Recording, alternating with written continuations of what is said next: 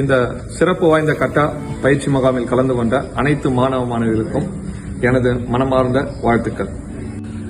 இந்த முகாம் வெறும் பயிற்சிக்கு மட்டுமாகாது, நமது குருவான ஆசான் பாபா அவர்களின் நினைவை சுமந்து அவர் கற்றுக் கொடுத்த பாதையில் நீங்கள் அனைவரும் இன்னும் வீரநடை போட வேண்டும் என்பதற்கான ஒரு உறுதிமொழியான பயிற்சி முகாம் இது. அவருடைய இழப்பு ஏற்படுத்திய வெற்றிடம் மிக பெரியது. மாணவ செல்வங்களே, துயரம் என்பது இயற்கையானது. ஆனால் அந்த துயரத்தை ஊழ்ந்து கொண்டிருந்தால் அது அவருக்கு செய்யும் மரியாதையாக இருக்காது என்பது நாம் அறிவோம்.